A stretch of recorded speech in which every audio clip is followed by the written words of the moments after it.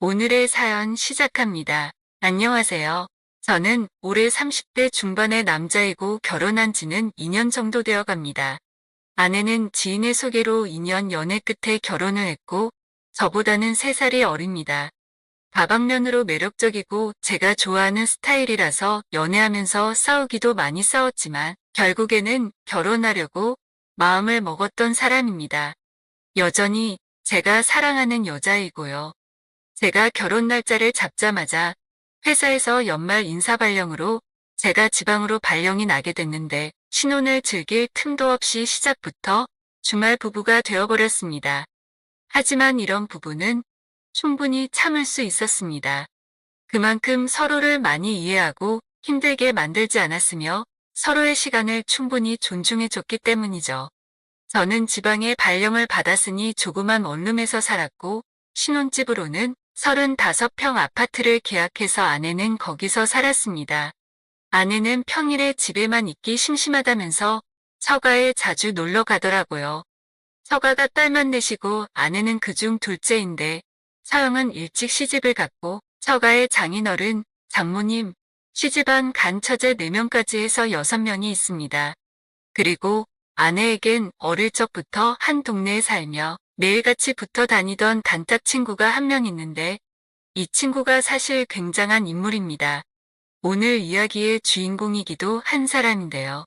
친구 소개해준다고 처음 만나러 갔을 때 얼굴을 보고는 아주 잠깐이지만 친구 사이인데 내 여자친구와 왜 이렇게 다르지라는 생각이 들 정도로 빼어난 미인이었습니다. 그렇다고 제 아내가 어디 가서 빠지는 인물은 아닌데 워낙에 아내 친구의 인물이 출중하다 보니 비교되는 것처럼 보이더라고요. 그녀의 외모도 외모지만 외모보다 더 눈에 띄는 몸매까지 완벽하게 갖추고 있어서 그런지 아무리 저도 아내의 남편이지만 그런 친구를 보니까 속으로 굉장하다는 생각을 해버렸죠. 남자의 본능이라는 게 어쩔 수 없잖아요. 마치 섹시한 걸그룹 같은 몸을 가지고 있는 그녀를 볼 때마다 저도 마음이 뒤숭숭했습니다. 아내에게 이야기를 들어보니 어릴 때부터 키도 컸고 공부도 잘했다고 그러더라고요. 심지어 지금은 화장품 개발하는 대기업을 다닐 정도로 능력도 있고요. 처음엔 몰랐는데 제 아내와 그 친구는 둘도 없는 친구 사이지만 친구인 동시에 어릴 때부터 서로 라이벌 관계로 선의의 경쟁을 해온 모양입니다. 여러 가지 일이 있었겠지만 둘 다 고집이 세고 지는 걸 싫어하는 성격이라 더 그런가 봅니다. 어릴 때는 반에서 누가 1등을 하는지 성적으로 라이벌 관계였고 20살이 넘어서는 잠깐이지만 한 남자를 두고 싸운 적도 있다고 하더라고요. 어릴 때야 원래 다 그런 거 아니겠습니까? 정확한 이유는 잘 모르고 지금까지도 10번 만나면 꼭 2~3번을 싸우고 일주일 정도 연락도 안 하며 냉랭하게 지내다가 또 언제 그랬냐는 듯 붙어 지내더군요. 여자들 사이에서는 이런 친구가 잘 없던데 아무튼 참 신기합니다. 서로 싸울 때는 말도 투덜거리며 연전에다 싫은 티를 내고 대화 도중 말을 끊어버리기도 합니다. 둘이 싸우는 모습이 워낙에 살벌하고 서로한테 막말도 하는 편이라서 한 번은 제가 아내한테 화를 내면서 그러지 말라고 친구한테 먼저 살갑게 대해야 한다고 뭐라고 한 적도 있습니다. 그러자 아내는 도리어 아무것도 모르면서 자기 마누라 편은 안 들고 친구 편만 든다고 오히려 저한테 더 뭐라고 하더라고요.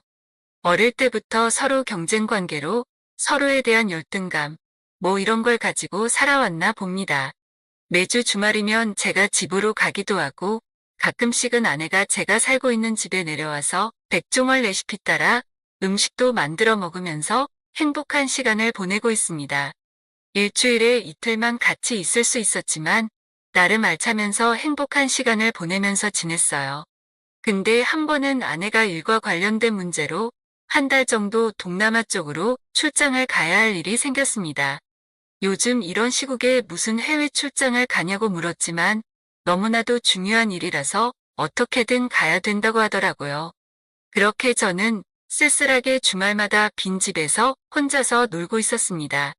그렇게 2번째 주 주말이었습니다. 토요일에 갑자기 아내의 친구한테서 연락이 왔습니다.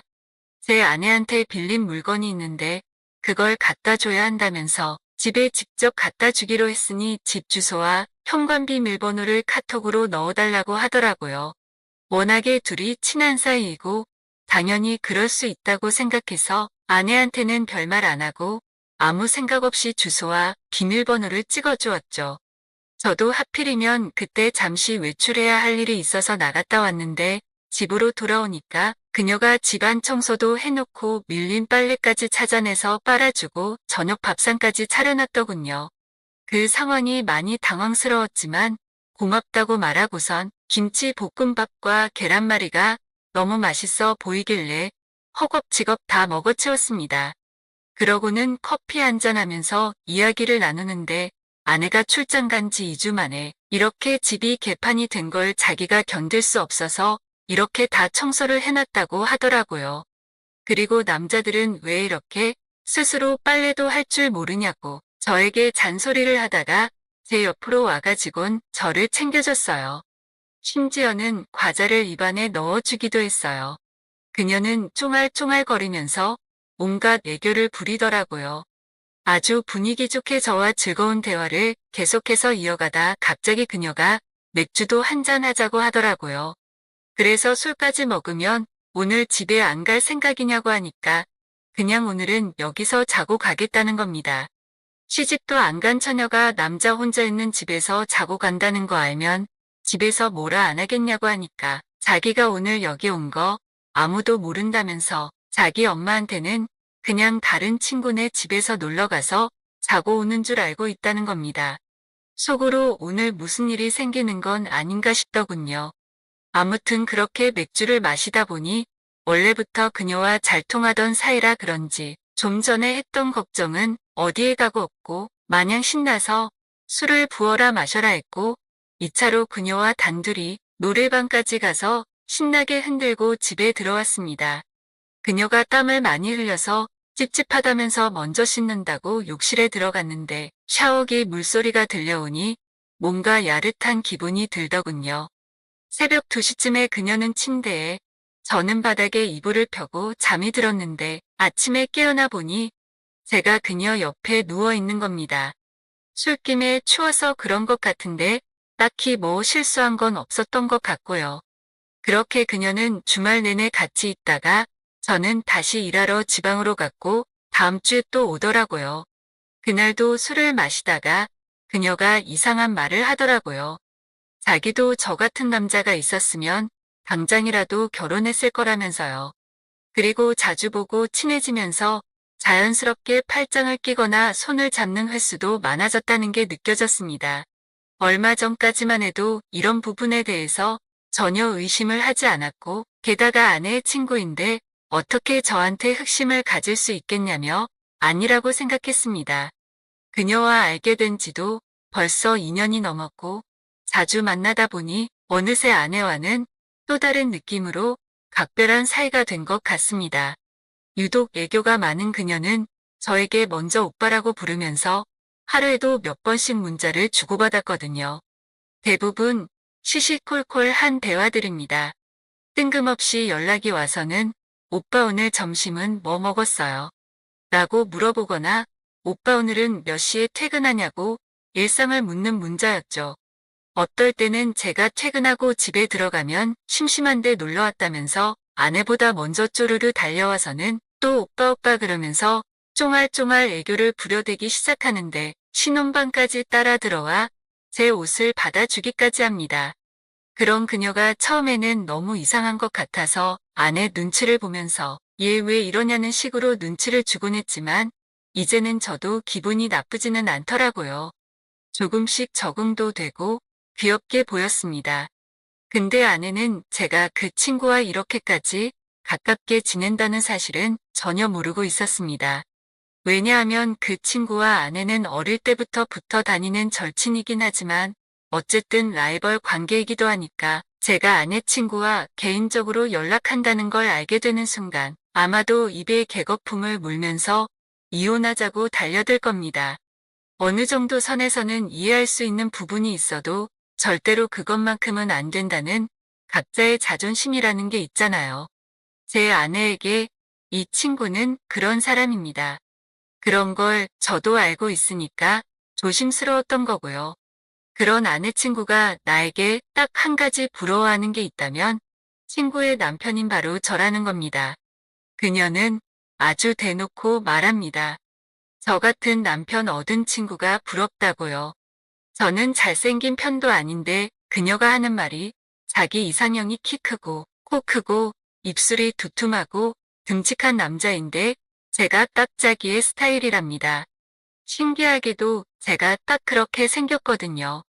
서로에게 지기 싫어하는 사이인데 그녀의 입에서 저 정도 말이 나왔다는 건 아내 입장에서는 놀랄 만한 일이었죠. 이 부분에서만큼은 절대 자존심을 부리지 않고 순수하게 인정을 한 거잖아요. 그게 굉장히 신기했어요. 제가 도대체 뭐라고 이렇게까지 하는지 싶은 거죠. 솔직히 제가 볼 때에는 그녀가 아내보다 더 좋은 직장에 다니고 얼굴도 아내보다 훨씬 예쁩니다. 제 개인적인 생각일 수도 있지만 아마 많은 분들이 그렇게 생각할 거예요. 그런 그녀가 나를 만날 때는 언젠가부터 유독 옷차림에 신경을 더 쓰는 것 같았어요. 제 시선을 한눈에 잡아끌 정도로 야릇한 옷차림들 위에는 딱 달라붙는 흰색 민소매 나시티를 입고 아래에는 아주 짧은 핫팬츠를 입어서 윤곽이 그대로 드러나 보입니다. 피부도 뽀얀 편인데 볼륨감 넘치는 몸매까지 어떨 땐 제가 조금 민망할 정도로 시선을 어디에 둬야 하나 싶을 정도로 입고 다니더라고요. 그런 그녀와 결국에는 사단이 일어나는 계기가 생기고 말았습니다. 이번 주는 제 아내한테 빌린 물건도 없는데 이렇게 뜬금없이 와가지고 지금 술판까지 버리고 있는 게 이상하다고 얘기했습니다.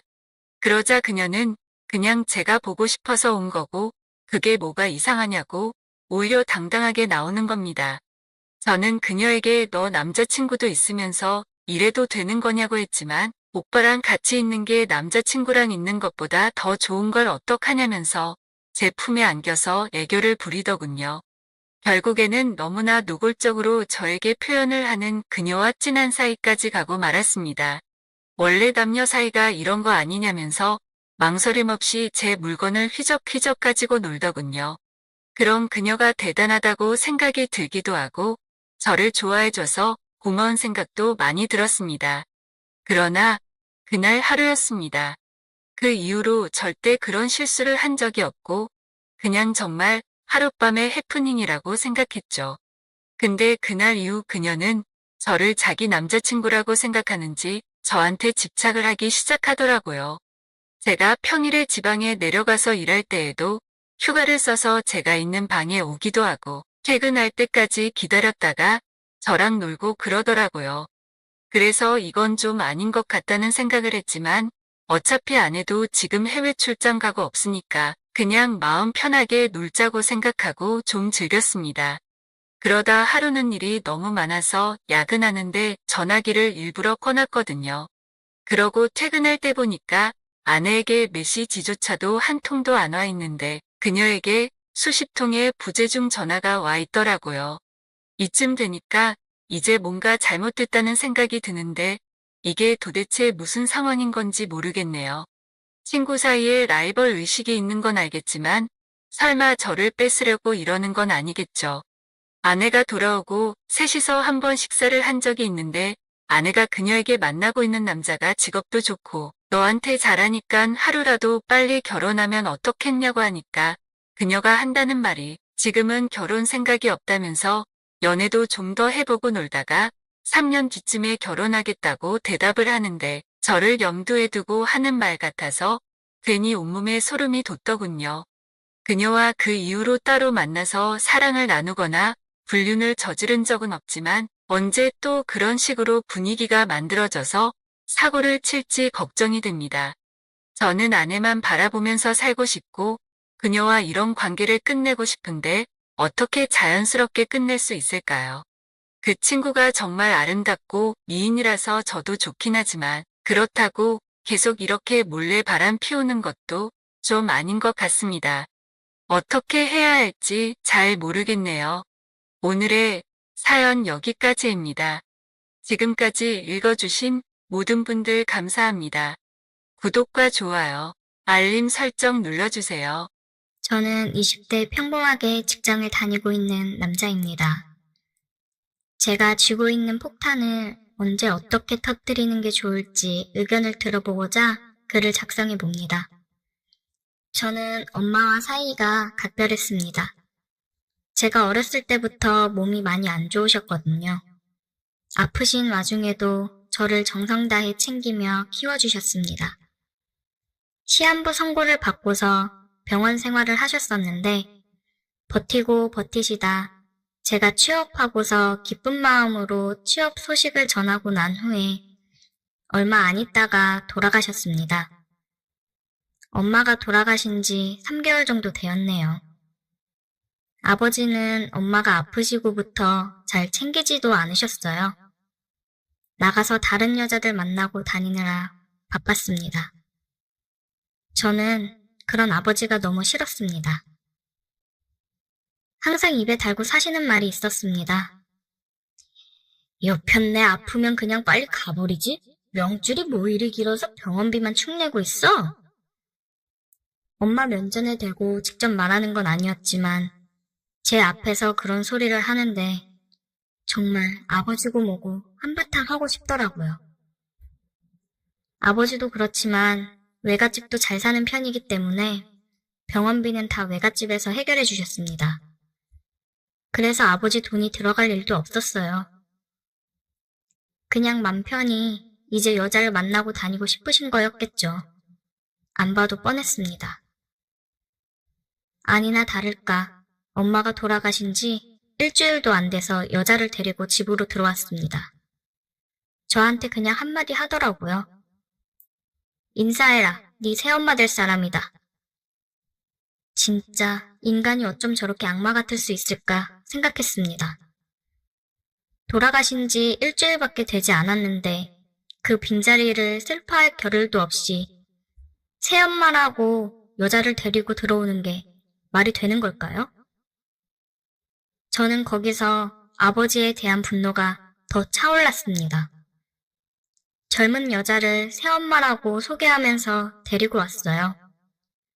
그 여자도 상황을 뻔히 알 텐데 웃으면서 인사를 하며 집에 들어온 게 너무 가증스러웠습니다.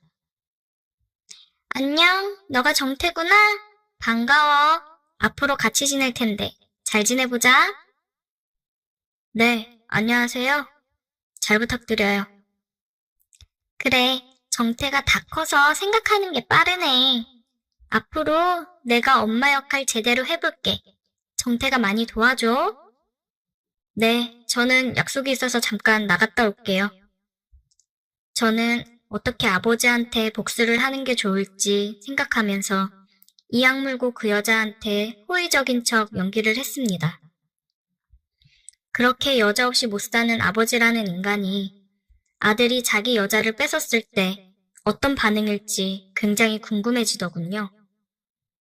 자기는 사랑이라고 생각하며 데리고 온 여자겠지만 제가 보기에는 그냥 돈 많은 늙은이 꼬신 꽃뱀으로밖에 보이지 않았거든요. 저는 새엄마를 꼬셔서 복수를 해야겠다 다짐했습니다. 새엄마한테 친절하게 대했어요. 솔직히 말해서 늙은 아버지보다야 젊은 제가 더 낫지 않겠어요? 조금만 호감을 표시하면 넘어올 거라 생각을 했습니다. 회사에서 점심시간 때면 집에서 심심하실 텐데 점심 드시러 나오시라고 제가 사드린다고 하고 식사할 때도 사소한 것부터 챙겨주고 그랬습니다. 아버지가 친구분들이랑 술 드시러 나가서 늦게 들어오실 때면 같이 밥을 먹다가 얘기를 할 때도 일부러 미선 씨, 죄송해요 어머니. 저도 모르게 자꾸 이름이 나오네요. 아직 엄마라고 부르기는 좀 불편하지? 편하게 해, 편하게 해. 너무 예쁘고 젊으시니까 저도 모르게 자꾸 이름을 부르게 되네요. 하긴 우리가 나이 차이가 별로 안 나서 좀 그렇긴 해. 밖에 나가서는 엄마라고 부르기 불편하면 편하게 불러. 저는 새엄마가 빨래를 하거나 식사를 차리거나 할 때 도와주겠다면서 은근슬쩍 터치를 했습니다. 손을 잡는다던가 뒤쪽에서 위에 물건을 올려주면서 더 가까이 밀착을 한다던가 했어요. 새엄마는 아무렇지 않게 그런 터치를 즐기는 듯 하더라고요. 주말에 다 같이 식사를 하면서 약주를 한 잔씩 했습니다. 새 사람이 들어오니 집안 분위기도 밝아지고 아주 좋네. 이렇게 맛있는 거 먹으면서 가족들끼리 얘기도 나누고 얼마나 좋아? 아버지는 술에 취하셨는지 쓸데없는 얘기를 하시더라고요. 아무래도 엄마가 오래 병원 생활을 하셨으니 식사를 챙겨주는 사람도 없고 다 같이 모여서 식사를 한 지도 오래되었으니 아버지는 어머니가 병원 생활을 하시는 동안 많이 지치고 힘들었나 봅니다. 하지만 그 누구보다 힘든 건 엄마인데 자기는 밖으로 나돌면서 여자 만나고 다니고 할 거는 다 했으니 힘들었다고 할 수도 없는 거 아닌가요? 저 얘기를 들으니 속에서 부글부글 화가 끓어오르더군요. 저는 아버지한테 장단을 맞춰주며 술을 계속 권했습니다. 취하게 해서 먼저 들여보낼 생각이었어요. 그러게요, 아버지랑 이렇게 술 한잔 하면서 같이 식사도 하고 좋네요. 많이 드세요. 부자 사이가 보기 좋네. 역시 집안에는 여자가 잘 들어와야 해. 그치, 여보? 그럼 이렇게 집안이 환해지잖아. 내가 여자 하나는 기똥차게 잘 만났다니까. 아, 기분 좋다. 마시자 마셔. 아버지는 술을 연거푸 마셨고 취해서 소파에 누워 잠이 들었습니다. 먹은 저녁상을 치우고 설거지를 하려는 새엄마를 뒤에서 안아버렸습니다. 미선 씨, 저 미선 씨 좋아해요. 아버지 여자라 이러면 안 되는 거 아는데 미선 씨가 좋아서 미치겠어요. 제 마음이 자제가 안 돼요. 정태야, 그래도 이러면 어떡해. 아버지 생각해야지. 솔직히 말해보세요. 아버지보다 제가 더 좋지 않으세요? 저한테 잘해주고 제가 스킨십해도 가만히 받아주던 게 미선 씨도 저한테 마음 있어서 그런 거 아니에요? 그냥 솔직해져 봐요. 어차피 우리 둘만 비밀로 하면 아무도 몰라요. 늙은 아버지가 뭐 볼 게 있다고 그래요? 미선 씨 같이 이쁜 사람이 왜 늙은 남자를 만나서 고생이에요? 아버지는 저처럼 이런 것도 못 해줄걸요? 저는 손으로 새엄마를 움찔하게 만들었습니다. 새엄마는 약간의 소리를 입 밖으로 냈어요. 급하게 손으로 입을 막았습니다. 저는 손을 치우고 새엄마에게 키스를 했어요. 새엄마도 어느새 제 목을 감싸고 키스를 했습니다. 부엌 안쪽으로 몸을 밀착시켰습니다. 냉장고 옆쪽으로 가서 몸을 숨겨 우리는 뜨거운 시간을 보냈습니다. 새엄마는 끝나고 얘기하더라고요. 아, 역시 젊은 남자는 다르네. 너무 좋았어. 저도 좋았어요. 그렇게 새엄마랑은 아버지 모르게 은밀한 관계가 지속되었습니다. 아버지가 집에 있어도 안 보이는 곳에서 서로 터치하고 키스를 했고 식탁 밑으로 새엄마도 발장난을 치고 즐기더군요. 아버지가 친구분들이랑 술을 드시고 늦게 오는 날이면 새엄마는 어김없이 제 방으로 들어왔습니다. 그리고 빠르게 즐겼어요. 저는 새엄마랑 뜨거운 밤을 지내는 걸 핸드폰으로 녹음을 해놨습니다. 일부러 아버지에 대해 안 좋게 얘기하게 유도해서 녹음을 했어요. 미선 씨, 우리 아버지 많이 사랑해요? 사랑? 사랑은 무슨? 돈 많으니까 붙은 거지. 내가 미쳤다고 저 늙은이를 사랑하겠어? 아버지가 더 좋아요? 내가 좋아요? 말해 뭐해. 당연히 우리 정태지. 너무 좋아, 정태야. 내가 너 때문에 숨쉬고 산다. 새엄마랑은 계속 이 관계를 유지하고 있습니다. 저는 뭐 아버지한테 들켜도 상관없어요. 그러라고 이런 짓을 하는 거니까요. 지금 녹음해놓은 것들을 언제 어떻게 터뜨려야 제대로 된 폭탄을 안겨줄지 고민 중입니다. 이 녹음 파일을 듣는 순간 아버지도 새엄마도 어떤 표정을 짓고 있을지 너무 궁금하네요. 어머니가 돌아가시고 바로 독립을 할 계획이었지만 이걸 위해 함께 살면서 숨막히는 그 시간들을 참아왔습니다.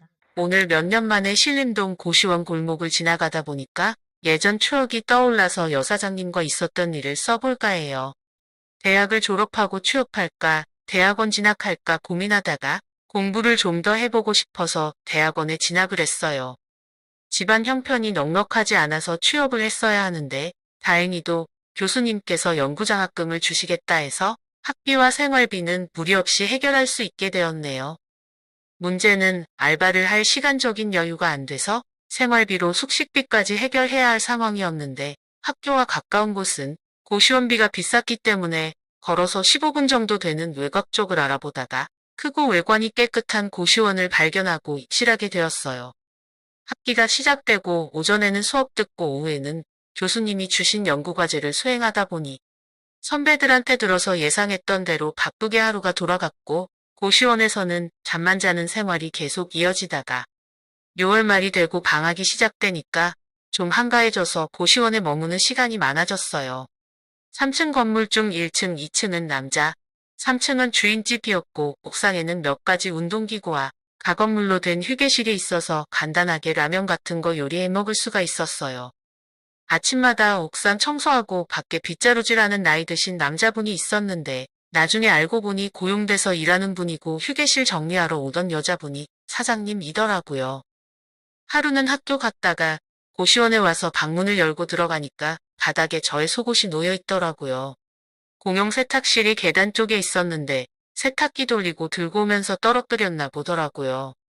사장님이 발견하고 저의 방문 틈 사이로 넣어놓은 것 같았어요. 어떻게 저의 속옷인 줄 알았는지는 미스테리고요. 시간이 지난 훗날 이것이 여사장님의 큰 그림이 아니었나 생각하니 피식 웃음이 나왔었네요. 고시원 규모가 꽤 있어서 옥상에 가거나 휴게실에 가면 학생들이 항상 4~5명 정도는 있었는데 방학이다 보니 사람이 한 명도 없고 조용해서 거의 저 혼자 멍 때리고 있거나 라면 끓여 먹고 쉬었네요. 하루는 느지막이 일어나서 옥상에서 운동을 하다가 점심으로 휴게실에서 라면을 끓이려고 준비하는데 여사장님께서 돼지불고기하고 상추를 듬뿍 가져오시면서 같이 식사하자고 하시더라고요. 고시원이 텅텅 비는 방학을 이용해서 리모델링을 하는 듯 보였는데 여사장님하고 아저씨하고 작업을 하시고 휴게실에서 같이 식사하는 자리에 저 혼자 있어서 합석하게 된 셈이었지요.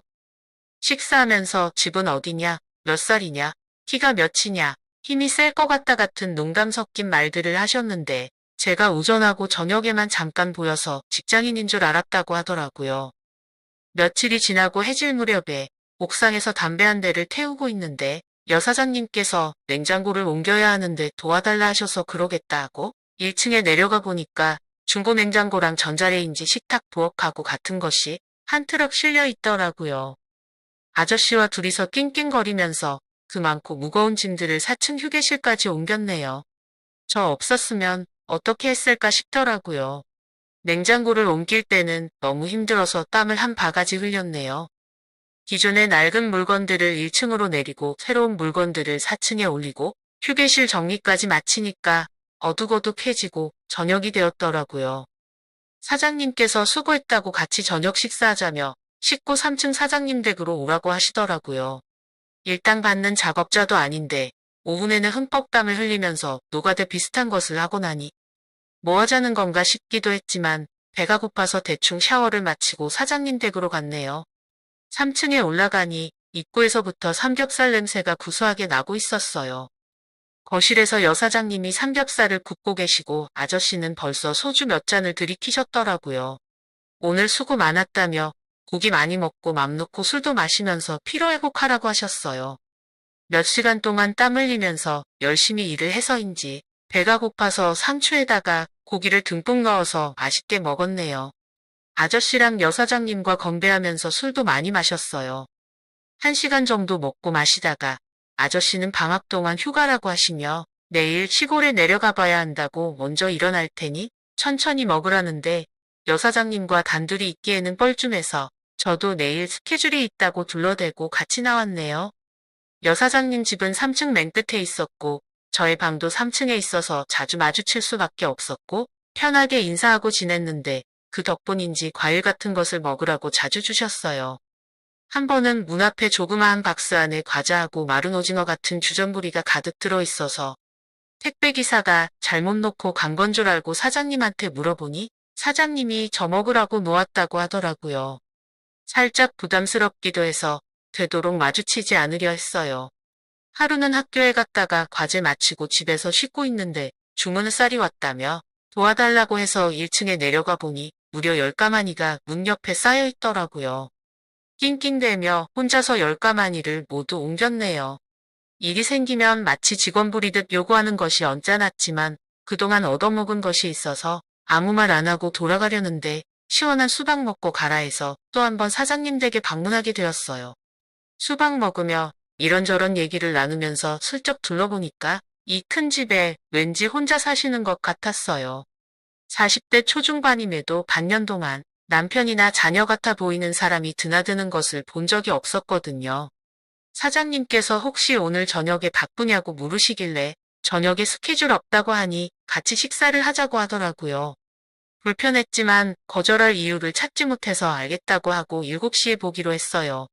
7시 정도에 사장님 댁 벨을 누르니까 문이 열리는데 딴 사람이 문을 여는 줄 알았네요. 원피스를 입고 머리를 올리고 화장을 하니까 다른 우아한 중년 부인 같은 느낌이었어요. 여사장님도 아마 저의 깜짝 놀란 표정을 놓치지 않으셨을 거예요. 저녁을 나가서 먹자고 하더라고요. 어리둥절하면서 따라가니까 건물 뒤쪽 주차장에 하얀색 벤츠에 타라고 하더라고요. 평소엔 동네 아줌마 차림으로 일하시더니만 알고 보니 벤츠 사모님이셨던 거였어요. 3층 건물에 고시원 방이 30개에다가 옆에 조립식 건물에 여자 고시원까지 합치면 월 수입이 엄청날 것 같다는 생각을 해보긴 했었지만 이렇게 우아한 삶을 살 거라는 생각은 해보질 못했었네요. 벤츠를 타고서 도착한 곳은 무려 한우 전문점이었는데 당시에 내 돈 주고는 절대로 사 먹을 수 없었던 한우구이 집이었어요. 고시원 리모델링 하는데 제가 큰 힘이 됐다며 고맙다고 실컷 먹으라고 부족하지 않게 시키더라고요. 배불리 먹고 나서 2차로 맥주집에 갔어요. 빈털터리 대학원생이 한우로 배를 채우게 되니까 아무 생각 없이 가자는 대로 따라다니게 되더라고요. 맥주집에서 생맥주를 마시면서 이런저런 얘기를 나눴는데 저는 몇 마디 하지도 않고 여사장님이 하는 얘기를 가만히 들어주는 분위기였네요. 그동안 말도 안 하고 살았는지 엄청 말이 많으셨어요. 생맥주를 5잔 넘게 마시면서 취기가 돌고 편한 대화 분위기가 이어지자 누나 있느냐고 물어보더니 없다고 하니까 이모라 부르라면서 고시원 운영하면서 애로사항이라든지 별의별 성향의 학생들이 많다는 얘기를 하시더라고요. 오랜 시간 얘기를 하면서도 제가 궁금해하는 자녀나 남편 얘기를 안 하는 걸 보니 혼자인 게 맞는 것 같더라고요. 2시간 정도 얘기를 하더니 오래간만에 스트레스 풀고 싶다며 노래방에 가자고 하더라고요. 이모가 이미 술을 많이 마시고 취하셔서 노래 부를 정신은 아닌 것 같은데 일단 계산을 하고 옆 건물의 노래방으로 향하다가 여기서 사단이 나버렸네요. 이모는 취기가 올라오는지 많이 비틀거려서 괜찮겠냐고 물으니 괜찮다고 했지만 자꾸 비틀거리는 것으로 보아 힘들 것 같아서 제가 부축을 해주니 저에게 매달리다시피 하면서 바짝 붙게 되었어요. 이모의 따뜻한 촉감이 그대로 느껴졌어요. 거의 안아주는 거나 다름없는 자세가 되자 한동안 가만히 멈춰 계시더니 저를 안으시더라고요. 저의 심장이 너무나 세게 쿵쾅거려서 이모한테 전달되는 것 같았어요. 부끄러웠지만 가만히 있었어요. 이모의 마음을 알 수 있었던 밤이었네요. 이모하고 서로를 깊게 알게 된 후로 방학 2달이 굉장히 짧게 느껴질 정도로 즐거운 시간을 보냈고 저는 시간이 날 때마다 고시원의 총무 역할을 하면서 육체노동부터 사무적인 일까지 이모를 도와서 일을 하게 되었는데 이모의 술친구, 대화친구까지 되어줬으니 당연히 반값은 공짜였고 밥 걱정, 돈 걱정 없는 풍족한 대학원 생활을 보내게 되었네요. 몇 년의 시간이 흘렀지만 지금도 고시원 앞을 지날 때면 초인종을 누르고픈 충동이 솟구치는 건 어쩔 수 없나 봐요. 하지만 과거는 과거대로 묻어두는 게 좋을 것 같아 추억으로 간직하고 있네요. 저는 서울 땡땡동에 살고 있는 나이가 좀 있는 노총각이에요. 30살 초중반에 오랫동안 사귀었던 여자친구와 헤어지고 나서 일에 파묻혀 몇 년을 보내다 보니 홍기를 놓친 듯하네요. 여자친구와 헤어지고 나서 몇 년 동안은 씁쓸하고 공허해서 소개팅 많이 하고 짧은 연애도 몇 번 하고 그랬는데 상처가 깊어서였는지 결국엔 모두 잘 되지 않더라고요. 첫 여자친구와 연애가 굉장히 영향을 많이 끼쳤던 것 같아요. 아무튼 몇 년 전부터 낚시와 등산에 취미를 붙여서 전국 이곳저곳 돌아다니다 보니 주말에는 회사에서 일하는 것만큼 바쁘게 지냈었고 금요일에 퇴근하면 거의 취미생활하러 떠났던 것 같네요. 몇 년 전에 진급을 앞두고 좋은 금평을 받기 위해 지방지사로 지원을 해서 1년 동안 파견 근무하고 올라왔었는데요. 나이가 있는데 결혼을 안 해서인지 자신감이 좀 떨어지는 것 같아서 진급만큼은 빨리 하고 싶었거든요. 그렇다고 성격이 이상하거나 외모에 문제가 있는 것은 아니에요. 대인관계가 좋아서 모임이 몇 개 있었고요. 키는 180 가까이 되고 옷 잘 입고 호감 가는 인상이라 여자들한테 대시도 몇 번 받았었네요. 아무튼 연고가 없는 곳으로 배치를 받고 나서 제일 먼저 집을 구하러 다녔고 모아놓은 돈이 그리 많지 않았기 때문에 조금 연식이 있는 아파트에 작은 집을 구해 전세 계약을 하고 곧바로 이사를 했어요. 혼자 살다 보니 짐이랄 것도 없고 냉장고, TV, 책상 정도가 큰 짐이고 나머지는 자잘한 거라 용달차 한 대로 가능했죠. 다음 주 월요일부터 출근하기 위해 토요일에 이사를 했고 용달 기사 아저씨하고 저하고 같이 짐을 옮겼네요. 한참 짐을 옮기고 있으니까 앞집에서 50 초반 정도 돼 보이는 아주머니가 나와서 이사 오는 거냐고 물어봐서 앞으로 잘 부탁드린다고 인사를 하고선 서둘러서 짐을 풀고 저녁 내내 짐을 정리했었네요. 다음날 점심에 마트에 가서 떡을 좀 사와서 윗집, 아랫집, 앞집에 인사를 드렸는데 저녁 즈음에 앞집 아주머니가 김치를 가지고 오셔서 가족은 놔두고 혼자 왔느냐고 물으셔서 그냥 웃으면서 얼버무렸네요. 역시 시골이라 그런지 서울하고는 사뭇 다른 정이 느껴졌는데 지금 같아서는 들어와서 차라도 한잔 하자고 했을 텐데 그때는 당연히 아주머니의 가족들이 있을 거라 생각해서 감사하다고 넋쪽 인사만 하고 맛있게 먹었네요. 이웃이 맘에 들고 동네도 그럭저럭 조용하니 괜찮아서 서울에서 직장 생활할 때와 별반 차이 없이 주말에 취미 생활할 때 빼놓고는 회사와 집만 왔다 갔다 반복하면서 금방 적응을 했어요.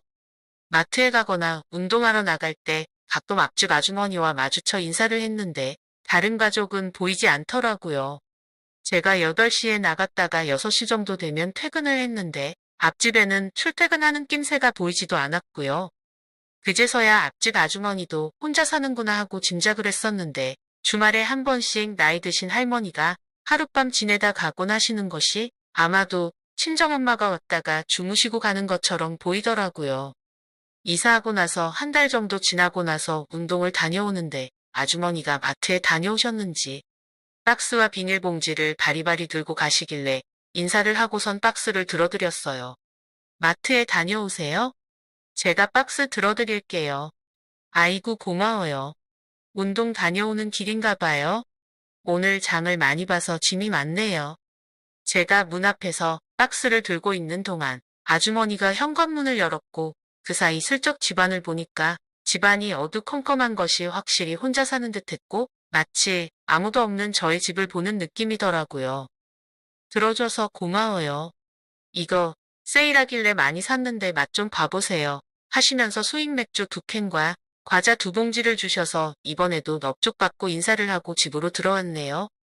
이사 온 날은 김치를 받고 이번엔 맥주까지 받다 보니 시골이라 그런지 인심이 좋고 좋은 이웃을 만나서 다행이다라는 생각만 했었지요. 그날은 그렇게 맥주 한 캔 마시면서 하루를 마무리했어요. 회사 일에 파묻혀 바쁜 일상을 보내면서 주말에는 보통 낚시나 등산을 갔는데 가을에 접어들면서 날씨가 쌀쌀해져 주말을 집에서 보내는 경우가 많아졌지만 한동안 아주머니를 보지 못하고 몇 달이 흘렀네요. 날씨가 화창한 주말 어느 날 하루 종일 집에서 영화를 보다가 날이 컴컴해져서 출출하긴 한데 밥 생각이 없어서 집 앞 동네 편의점 바깥 테이블에서 컵라면에다가 소주 한 병을 까서 마시고 있었어요. 식사 안 하고 여기서 라면 먹고 있어요? 앞집 아주머니가 편의점에 볼일 보러 오신 건지 인사를 하면서 편의점에 들어가셨다가 일 보고 나오시더니 편의점 야식 닭발을 테이블에 올려주셨어요. 식사를 하시지 라면을 먹고 있어요? 밥 생각이 없어서 소주 한잔 하고 있어요. 식사하셨어요? 이것도 같이 드세요. 매번 감사하네요. 괜찮으시면 소주 한잔 하시겠어요? 그날 오랜만에 마주치게 된 앞집 아주머니와 가볍게 소주를 마시게 되었는데 나이는 있지만 아직 미혼이라는 것과 시골에 내려온 이유 등과 같은 가벼운 개인사를 얘기하자 아주머니도 개인사를 얘기해 주시더라고요. 아주머니는 마을 외곽 제조공장에 다니셨는데 경기가 어려워져서 오랫동안 다녔던 직장에서 퇴직을 하시고 반년째 쉬면서 구직 활동을 하고 계신다 하셨고 가족 얘기는 하지 않으셔서 굳이 물어보지는 않았어요. 1시간 정도 얘기를 하니 소주 2병이 비워지고 저녁 날씨가 쌀쌀해져서 다음날 출근도 해야 해서 자리를 정리하고 둘이 천천히 걸어 집으로 왔어요. 이날은 아무 일 없이 서로 인사를 하고 각자의 집으로 들어갔네요. 이후 편의점 갈 때나 분리수거할 때, 운동할 때 마주치면 편하게 인사하면서 지내게 되었고 며칠 동안 마주치지 못하더라도 집안에서 앞집 문이 열리고 닫히는 소리가 들려서 아주머니를 의식하면서 지내게 되었어요. 어느 토요일 점심 즈음이었어요. 아침 일찍 일어나서 아점을 먹고 집안 청소를 하고 누워서 TV를 보고 있는데 초인종이 울려서 내다보니 앞집 아주머니더라고요. 완전히 다른 모습의 아주머니가 예쁘게 꾸미고 차려입으시고 문 앞에 서 계시더라고요. 결혼식장에 가야 하는데 아주머니의 차를 맡고 있는 차에 연락처가 없다면서 미안하지만 차 좀 같이 밀어달라 해서 주차장에 가서 차를 밀어드렸네요. 경비 아저씨를 불러야지 왜 나를 부르나 싶었지만 굳이 물어보지는 않았어요.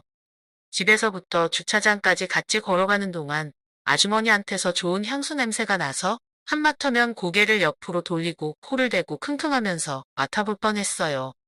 나이가 있어서 약간 통통하긴 했지만 꾸미니까 꽤나 예쁘장하시더라고요.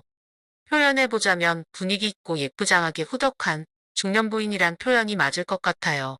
몇 달 동안 살면서 처음 보는 아주머니의 모습이다 보니 굉장히 강렬해서 몇 시간 동안 아주머니만 생각했네요. 혹시라도 아주머니와 인연이 될 수 있을까와 같은 가능성 없을 듯한 생각까지 하면서 아주머니에게 관심이 생기기 시작했어요. 그날 운동을 다녀와서 꿀잠을 자고 있는데 꿈속에서 초인종 소리가 들려서 잠이 깨고 나가보니 아주머니가 서 계셨고 결혼식장 갔다가 오는 길에 전어회를 사왔는데 혹시 식사 안 했으면 같이 식사하자고 해서 처음으로 아주머니 집에 들어가게 되었네요. 집안은 깔끔했어요. 혼자 사는 게 맞는 것 같았고 정리가 잘 되어 있더라고요. 잠시만 앉아있으라 해서 식탁에 앉아있으니 포장해온 전어회를 먹기 좋게 접시에 담아서 앞에 놓아주었고 소주도 한잔 하실 거죠? 하시면서 소주와 잔도 놓아주셨어요. 전혀 준비 안 된 상태에서 자다 일어나 아주머니 손에 이끌려 얼떨결에 아주머니 집에까지 들어와 어안이 벙벙한 상태였지만 소주 한 잔 받고 이게 무슨 상황인 것인가 생각하면서 한 잔 두 잔을 꿀꺽 넘기게 되었네요. 정신이 없는 시작이었지만 기름진 전어와 술이 들어가자 이내 마음을 가라앉히고 낮에 운전하는데 괜찮았는지 누구의 결혼식이었는지 물어보며 소주를 주거니 받거니 하면서 화기애애한 분위기를 만들어갔습니다. 아는 언니의 딸의 결혼식에 갔는데 속이 안 좋아서 식사를 거의 못했어요. 오는 길에 전어가 보여서 먹고 싶었는데 마침 앞집 아저씨가 생각나서 많이 사왔어요. 낮에 갑작스러운 부탁 미안하고 고마웠어요. 많이 드세요. 하시면서 아주머니는 저에게 소주 한 잔을 또 따라주셨어요. 이것저것 챙겨주시는 아주머니가 왠지 누님처럼 느껴지면서 내일 모레면 40인데도 아주머니가 챙겨주니까 괜시리 어린아이가 돼버린 듯한 기분이 들더라고요. 둘이서 소주를 주거니 받거니 하다 보니 5병을 마셨고 둘은 마치 오래된 친구처럼 편안하게 대화를 이어나갔네요. 재작년에 남편하고 갈라서게 됐어요. 독립해서 살다가 지금은 군생활 중인 아들이 있긴 하지만 혼자 사는 것도 좋더라고요. 저는 결혼하려던 여자친구가 있었는데 헤어졌어요. 그리고 제 이름은 김용석이에요. 말 편하게 하세요. 술이 들어가니까 좀처럼 내비치지 않던 민감한 사생활까지 얘기하게 되더라고요. 아주머니는 결혼식에 다녀와서 옷만 갈아입고 머리와 화장은 그대로여서 낮에 저를 설레이게 했던 그 모습이 그대로 남아있었고 눈앞에서 왔다 갔다 할 때마다 향수의 향이 은은하게 느껴졌어요. 아주머니는 주량이 엄청나신지 전혀 취한 것 같지가 않더라고요. 저 혼자만 잔뜩 취해서 얼굴이 빨개지고 혀가 살짝 꼬일 듯 말 듯 하면서 제가 좀 많이 취하자. 전어 많이 좀 드세요. 혼자 지내면 잘 먹어야죠. 아주머니가 웃으면서 저의 입에 상추쌈을 넣어주셨어요. 이것이 문제의 발단이었네요. 목만 취했지 마음은 전혀 취하지 않았었거든요. 여자 혼자 사는 집에 초대받아서 둘이 앉아 술을 마시고 입에 음식까지 넣어주는데 어떤 남자가 돌부처처럼 가만히 앉아 있을 수 있을까요? 그렇지만 저는 돌부처처럼 얼어붙어서 주는 음식 받아먹고 옹을옹을 씹기만 했어요. 아주머니는 그런 저의 모습이 귀여우신지 우리 또 소주 한 잔 할까요? 하시면서 웃으셨어요. 잔뜩 취해 얼어붙어 있는 돌부처 같은 모습이 귀여우셨겠지만 꾹 눌러왔던 남자의 본능을 억누를 수는 없었네요. 자리에서 일어나서 아주머니에게 다가가 잠시 바라보다가 아주머니 어깨에 두 손을 올리고 촉촉히 젖어있는 아주머니의 입술을 덮치니까 이글거리는 눈빛으로 쳐다보다가 그대로 받아들였어요. 아주머니의 입에서 느껴지는 차가운 소주의 맛이 굉장히 자극적이었어요. 아무 말도 필요 없었어요. 오래된 연인처럼 서로를 껴안고 영화 속 주인공처럼 서로의 감미로운 맛을 느끼는 시간을 가지면서 한참 동안 입술을 맛보고 나서는 그녀의 방으로 옮겨갔고 그 후로는 격렬하게 서로의 욕망을 분출했네요. 그녀의 목청은 신비로웠어요. 물 마시던 사슴의 가녀린 목소리가 나왔다가 맹수에게 쫓기다가 잡혀버린 얼룩말에 울부짖는 듯한 목소리도 나오더라고요. 긴 시간 동안 저의 모든 열정을 쏟아부었고 아주머니도 욕망을 해소하는 시간을 가지고 나서 우리는 그대로 잠이 들었어요. 다음날 아침 일어나니까 아주머니가 해장국을 끓이고 계시더라고요. 일어났어요?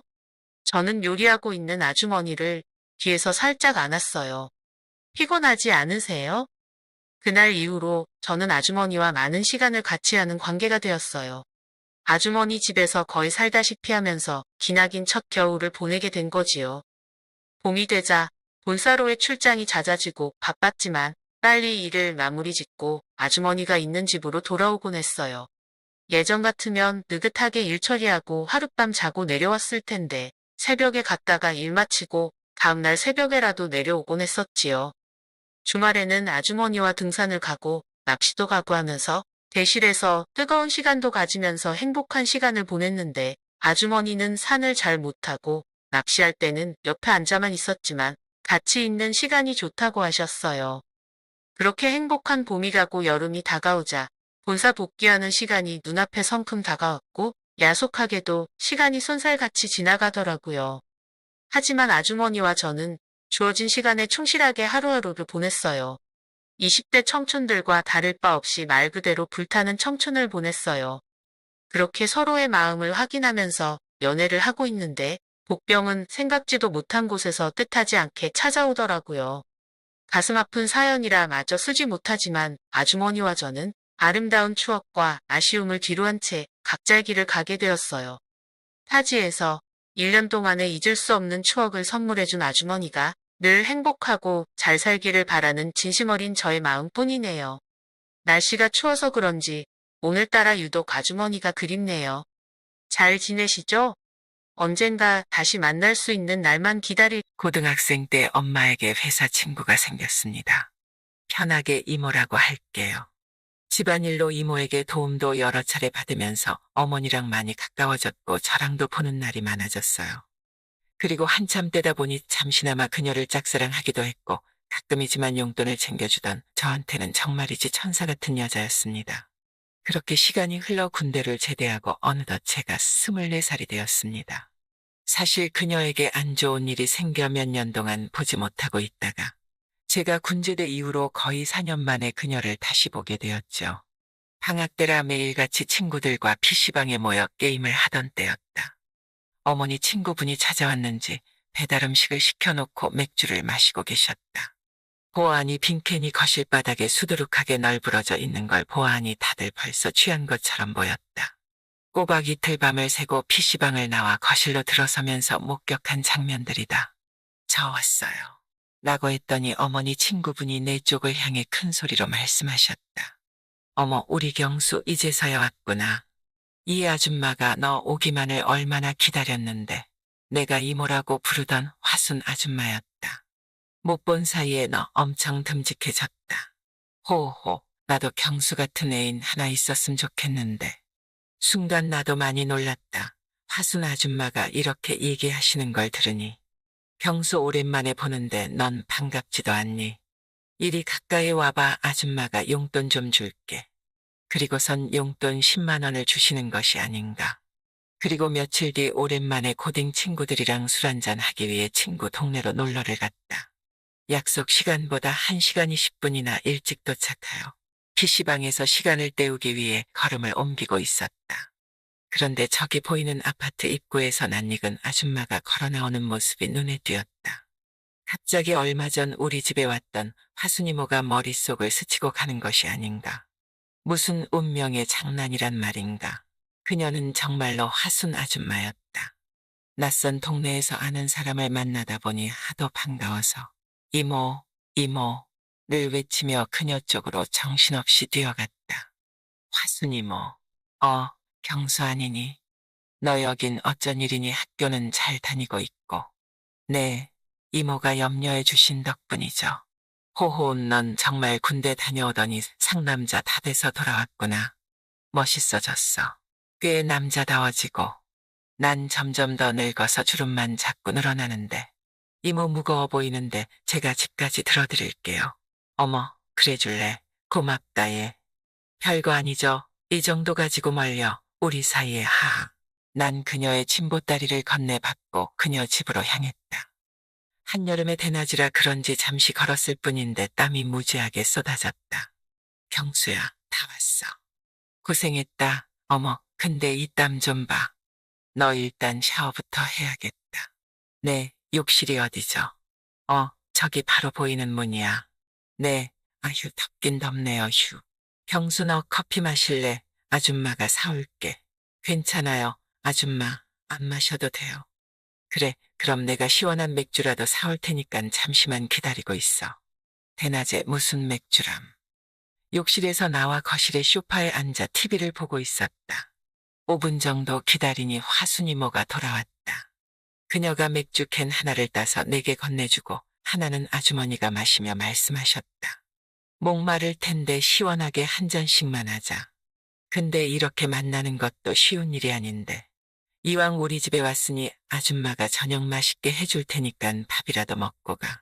이모, 저 친구들이랑 선약이 있어서요. 곧 가봐야 하는데. 정말 나한테 1억이야. 아줌마는 정말 반가워서 잠시라도 너랑 더 같이 있고 싶어서 그러는데. 그런 나를 버리고 간다고. 아줌마랑 노는 게 재미없어서 그런 거야. 그건 아니죠. 무슨 그리 심한 말을 해요, 이모. 그리 말씀하시면 저 섭섭해요. 사실 예전에 잠깐 이모 짝사랑 한 적도 있었는걸요. 하하. 어머머머, 그랬니? 나도 잠시나마 너 같은 애인 있었으면 좋겠다고 생각했었는데. 그럼 우리 애인이라도 한번 해볼까? 분명 농담으로 한 말일 텐데 그 순간 난 왠지 느낌이 이상했다. 농담 같기도 하면서 어쩜 진담일 수도 있단 생각. 급하게 분위기를 바꾸기 위해 그녀의 남편에 대한 얘기를 물었다. 아참, 아저씨는요. 나 민수 아빠랑 이혼한 지 벌써 4년 넘었어. 문턱이 닳도록 찾아오던 손님이 갑자기 개인사로 인해 발길을 끊었던 이유가 아마도 이혼 문제였던 것 같았다.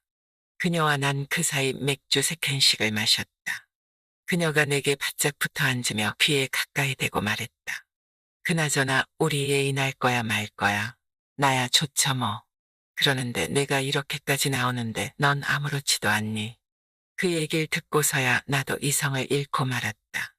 잠시 후 난 담배를 한 대 꺼내 물었다. 경수 씨 라이터 여기. 생각보다 자기 선수인데 여자 꽤나 울렸겠는걸. 경수야, 저녁 먹고 갈 거지. 내가 맛있는 거 만들어 줄게. 전 벌써 배불리 먹을 거 다 먹었는데 또 주신다고요. 에고, 경수는 너무 짓궂어 정말. 그건 아니죠. 저보다 화순이모가 몇 배는 더 짓궂은 것 같은데. 그리고는 마치 연인처럼 그녀와 마주 앉아 즐겁게 저녁 식사를 했다. 일단 친구와의 약속 시간이 30분이 지난 후에야 연락을 해서 급한 일이 생겨 못 나갈 것 같다며 사과를 했다. 그리고 이틀 뒤 집 근처에서 그녀를 기다리다 전화를 했다. 이모, 어디에요? 응, 경수야, 잠깐만 기다려. 가고 있는 중이니까. 담배를 2개 빚째 피우고 있을 때 흰색 아우디 차량 한 대가 내 앞에 멈춰섰다. 그리고 창문이 내려졌다. 경수야, 타. 헉, 아주머니 차예요. 응, 빨리 타. 드라이브 하자. 경수야, 어디로 갈까? 배 안 고파. 밥 먹으러 갈까? 그러죠 뭐. 차를 타고 야외로 나와 한적한 동네의 고깃집에 왔다. 어떻게 드릴까요? 소고기 등심, 사인분이랑요. 공기밥도 2개 주세요. 아참, 그리고 소주도 1병 주세요. 아들분이 참 잘생기셨네요. 듬직한 아드님 때문에 든든하시겠어요. 모자 사이가 참 보기 좋으네요. 호호. 네, 네. 우리 아들 멋있죠. 식당 주인은 화순이모가 내 어머니인 줄 아셨나 보다. 이모, 저 아주머니는 우리가 모자 관계인 줄 아셨나 봐요. 호호, 그런가 보네. 우리가 애인 사이인 줄 알면 깜짝 놀라겠네. 그나저나 저 주인 아줌마도 꽤나 괜찮게 생기셨네.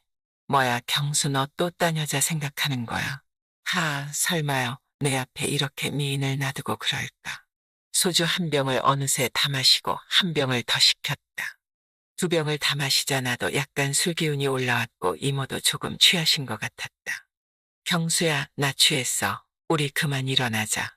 네, 그러시죠. 아주머니, 여기 얼마예요? 식사는 맛있게 하셨어요.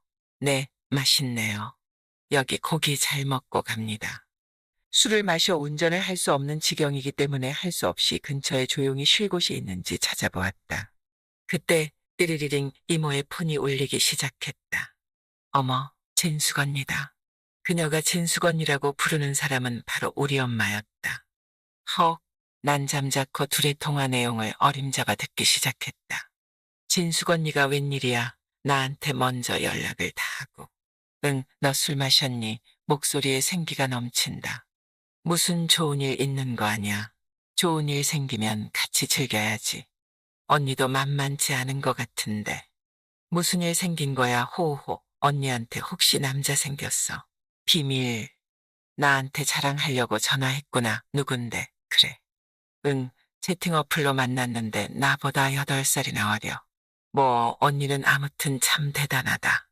그나저나 요즘 연락 없는 거 보니까 너도 남자 생긴 거지. 응, 나는 14살이나 어려. 다른 사람한테는 비밀이야. 그러면서 날 쳐다보고 웃는다.